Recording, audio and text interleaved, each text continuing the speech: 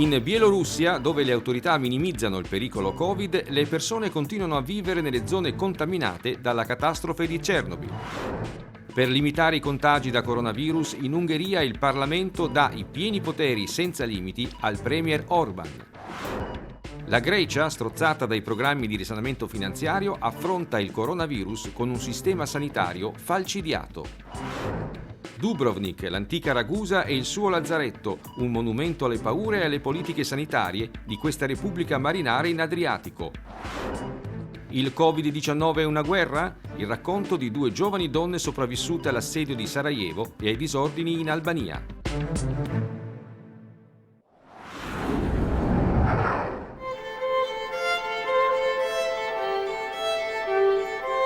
In Bielorussia il coronavirus non ha cambiato nulla. I negozi sono aperti, le scuole pure. Molti cittadini sono preoccupati, ma il presidente Lukashenko, in carica dal 1994, si oppone alle misure di contenimento e invita tutti i concittadini a continuare a lavorare, ad andare nei campi, a curarsi con vodka e sauna. Il presidente è noto per prendere poco sul serio gli allarmi che arrivano dal resto del mondo. Da anni sta investendo sulla produttività delle aree contaminate dal disastro di Chernobyl nel 1986, perché passati 30 anni dal fallout la radioattività si dimezza.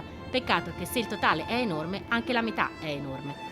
Agli estremi confini orientali della Bielorussia c'è un villaggio, Dubovy Log, che fino al 2016 era chiuso da una sbarra. I livelli di contaminazione non permettevano a nessuno di entrare se non con un permesso speciale. Eppure in tutti questi anni il kolkhoz locale ha continuato a lavorare, ad allevare mucche, a produrre latte e grano, una produzione su cui adesso il governo sta addirittura investendo. Nell'ultimo anno il governo ci ha mandato molte apparecchiature per aiutarci ad aumentare la produzione di grano e per rendere più produttivo l'allevamento di bestiame. Si chiama kolkhoz, proprietà agricola collettiva, come ai tempi dei sovietici e come allora provvede a tutti i bisogni dei suoi 70 lavoratori, dall'assistenza sanitaria all'intrattenimento a teatro nella città più vicina. Le persone lavorano tutte con impegno, come se fossero una macchina sola, e negli ultimi tempi ho l'impressione che si stia rafforzando il collettivo. Eppure ci vuole coraggio a lavorare a Dubovy Log, un paese desolato dove restano poche decine di persone, consapevoli che il terreno su cui coltivano gli ortaggi di cui si cibano loro e i 13 bambini del villaggio è altamente contaminato. Misurando la radioattività sulla superficie, infatti, il dato non è alto, ma basta che una talpa porti un po' di terra in superficie per rendersi conto di cosa si nutrono le piante. Circa 10 volte la radioattività ambientale che troviamo qua sul luogo. Le famiglie lo sanno, ma non è così facile andarsene. Io qua ci sono nato e ci sono cresciuto. Una volta qui c'era tutto. Adesso la situazione è questa, ma è difficile pensare a spostarsi, anche se per i nostri figli vorrei farlo. Per loro è necessario. Il degrado sociale di molti cittadini è una condizione che assicura una manodopera che non si faccia troppe domande, grata della casa che gli viene donata e dell'orto in cui può coltivare ortaggi. Qualcuno ci aveva provato a dare un po' di sostegno alla popolazione, quelli dell'organizzazione italiana Mondo in Cammino, che nella ex Casa della Cultura avevano aperto un doposcuola con materiali educativi e di gioco. Qualche mese fa, però, l'intera Casa della Cultura è stata devastata da teppisti, distrutti i materiali e cancellata l'agibilità di un luogo dove veniva anche somministrato cibo non contaminato, proveniente dalla filiera commerciale statale e non dagli orti familiari. Qua i bambini studiavano, mangiavano. Guarda che disastro, hanno portato via persino il soffitto, hanno disfatto tutto. Adesso però l'associazione sta raccogliendo soldi per rimettere in piedi il doposcuola e tornare a creare un luogo sicuro per i 13 bambini di Dubovy Log.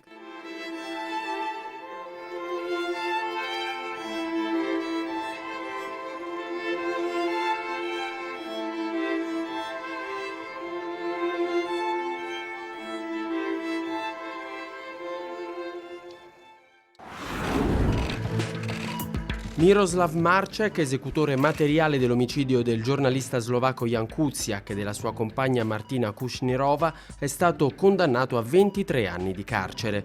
L'ex soldato durante il dibattimento ha ammesso il duplice omicidio e indicato l'imprenditore Marian Kočner quale mandante del delitto. Kuciak aveva pubblicato inchieste sulle attività illegali del magnate e sulle protezioni su cui poteva contare nella politica, nella polizia e nella magistratura. Il processo contro Kočner continua. Sul banco degli imputati anche Tomas Szabo e Alena Zuzova, accusati di essere stati gli intermediari tra il mandante e l'esecutore dell'omicidio dei 2 giovani.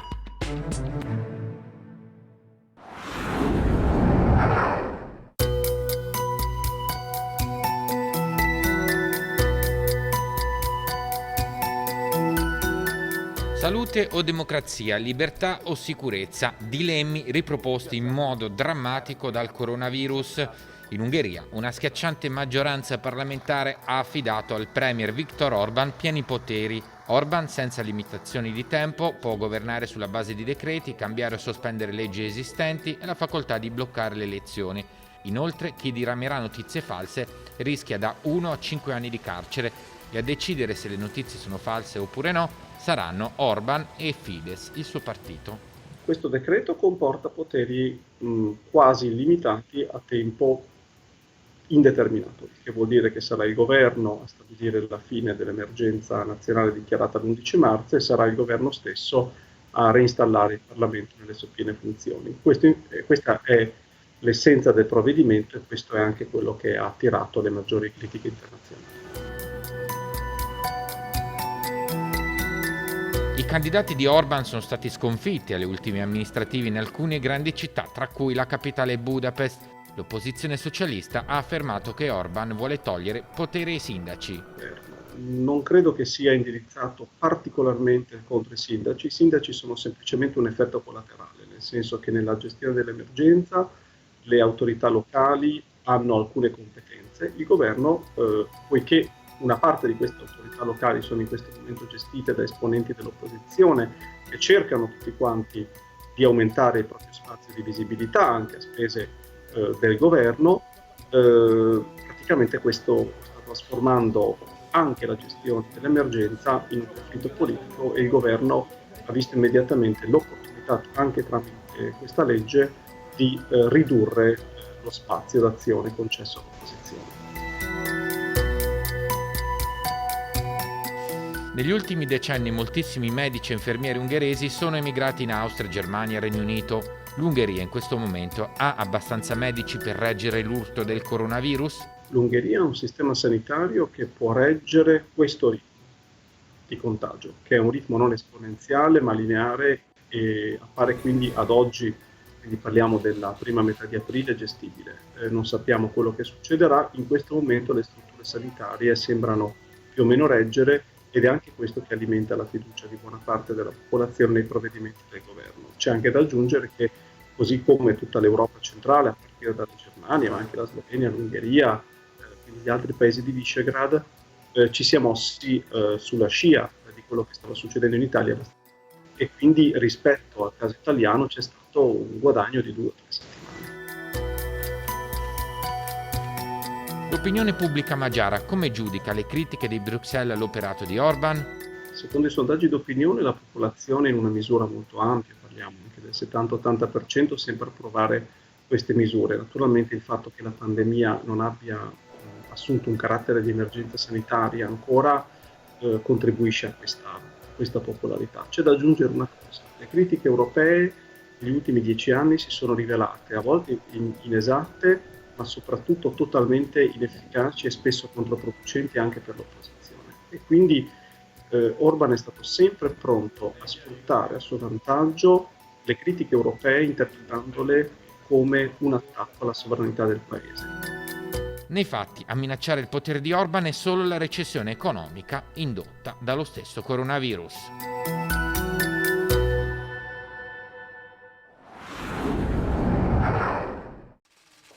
Il pacchetto di misure di sostegno sarà più che raddoppiato a maggio e coprirà anche il mese di giugno.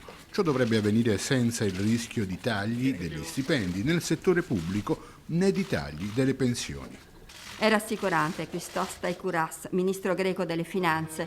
Il Covid sta affossando le economie mondiali, ma tra i paesi europei la Grecia sa bene di cosa sta parlando, nominando tagli, sacrifici, debiti, povertà, austerità. Condizioni da cui il popolo ellenico stava appena uscendo dopo 10 anni di recessione e 3 piani di aiuti da 290 miliardi.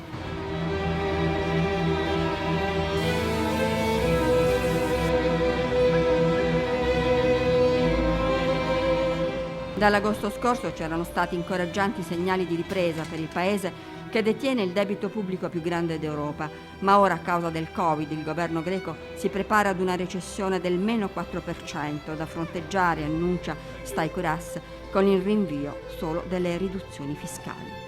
La curva dei contagi sale inesorabilmente anche qui, con maggiore concentrazione ad Atene. Il timore è che il sistema sanitario, già ridotto al minimo dalla mannaia della crisi economica, possa non reggere affatto l'ondata del virus.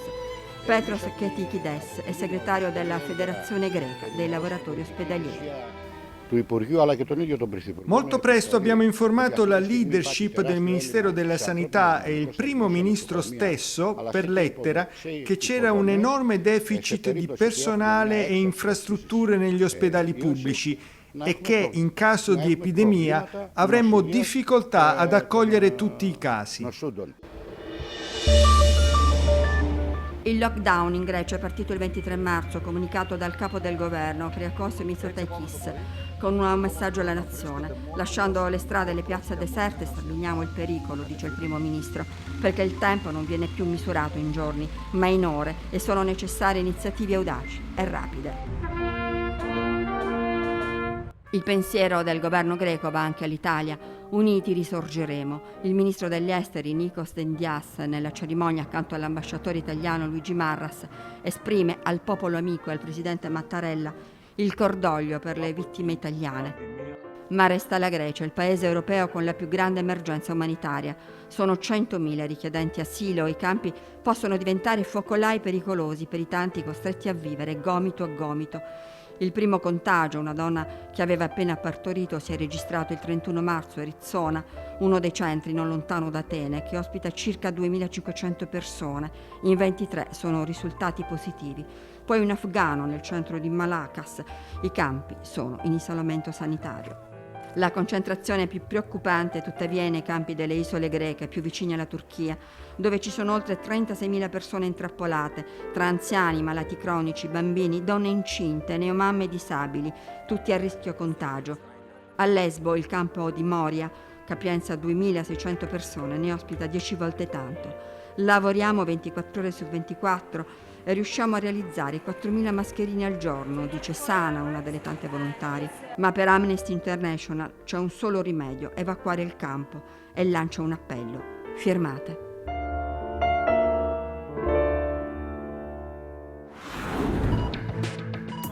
Otto Stati membri dell'Unione Europea hanno dato la propria disponibilità ad accogliere 1.600 minori non accompagnati dai campi profughi della Grecia. Si tratta di Finlandia, Francia, Germania, Lituania, Lussemburgo, Portogallo, Irlanda e Croazia. La Commissione Europea è al lavoro per avviare lo schema di ricollocamenti, un'operazione rallentata dalla pandemia di coronavirus. Bruxelles comunque vorrebbe aumentare il numero dei paesi disposti a ricevere i bambini e gli adolescenti non accompagnati.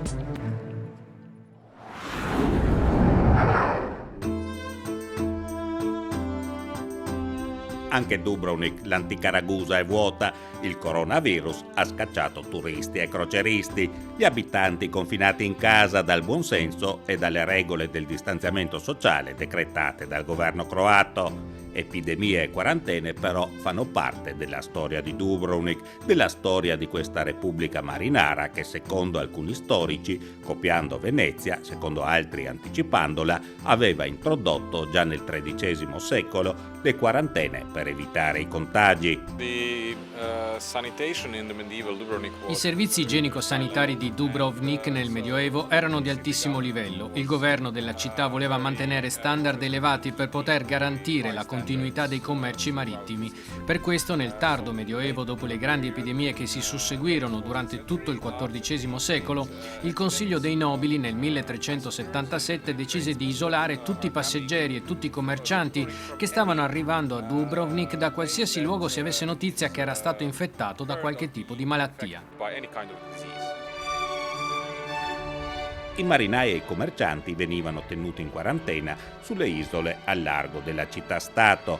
Questo però implicava costi molto alti e poca sicurezza. Per questo nel 1590 il Consiglio dei Nobili di Ragusa decise di costruire un nuovo lazzaretto a circa 300 metri di distanza dalle mura cittadine. Questa decisione fu presa dal Gran Consiglio. Come noi oggi, i nobili ragusei del tempo avevano paura dei danni economici prodotti dalle epidemie. L'obiettivo era tutelare il commercio. Per questo venne imposto l'isolamento per le persone e le merci che provenivano da aree infette. L'isolamento era di 30 giorni che poi vennero allungati a 40. Così nasce il concetto di quarantena, dalla parola italiana 40 giorni. A Dubrovnik questa prassi era molto avanzata, ad esempio rispetto a Venezia, per non parlare poi di quanto facevano a Milano, dove muravano i malati nelle loro case. Leggi molto più rigorose di quelle di Dubrovnik. Come si sentissero questi ammalati, oggi ci è difficile da immaginare. Il complesso del lazzaretto fu ultimato nel 1642 e i guardiani che controllavano il rispetto della quarantena venivano chiamati cazzamorti, sbarazzamorti. Non conoscevano i virus, non conoscevano i batteri, ma pensavano che l'isolamento degli uomini avrebbe tenuto lontana la malattia. Sfortunatamente a volte succedeva esattamente l'opposto, perché ovviamente molte persone ammassate nello stesso ambiente erano un buon punto di partenza per diffondere le epidemie. Il lazzaretto è circondato da mura, le entrate hanno delle torri di guardia, mentre all'interno ci sono 10 edifici intramezzati da 5 cortili, spazi che ora sono usati per mostre, esposizioni e altre attività culturali.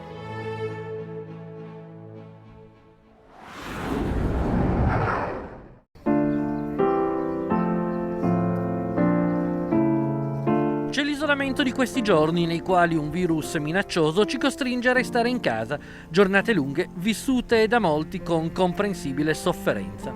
Ma nella storia anche recente del nostro continente c'è chi una situazione simile, seppur provocata da tutt'altre ragioni, l'ha già vissuta. Mia Jalica, cittadina di Sarajevo, vive da tempo in Italia. Aveva 8 anni quando nel 1992 la sua città venne attaccata per l'inizio dell'assedio più lungo del dopoguerra. Giorni e giorni chiusa in casa con i genitori per scampare al fuoco dei cecchini. Ricordo che eravamo chiusi in casa, che bisognava non stare mai vicino alle finestre, vicino ai balconi, bisognava strisciare per terra. Ricordo il pericolo costante, quindi che poteva arrivare da fuoco cecchino, da granate. La sera andavamo in cantina cercando riparo insieme agli altri vicini. In the streets of Sarajevo every day. Memorie di chi abitava a Dobrigna, su quella che fu una delle prime linee dell'assedio. Le uscite di casa erano poche e rischiosissime.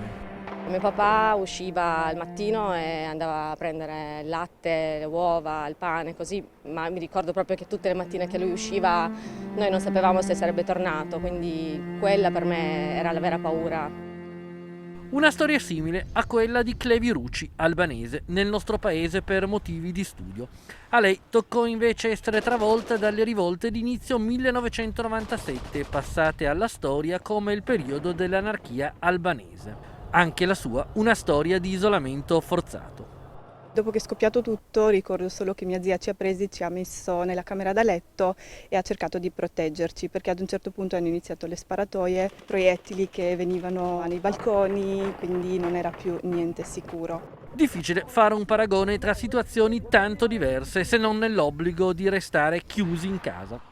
Il fatto che si può uscire un attimo in balcone a respirare fa tanto la differenza con quello che ho vissuto, e anche trovare del cibo che all'epoca non era assolutamente scontato, in quanto non c'erano neanche i negozi, è stato tutto distrutto. Oggi abbiamo tante fortuna di avere le tecnologie, quindi di essere connessi, di essere sempre in contatto con le persone, di essere aggiornati su quello che succede nel mondo. Lì invece eri proprio isolato.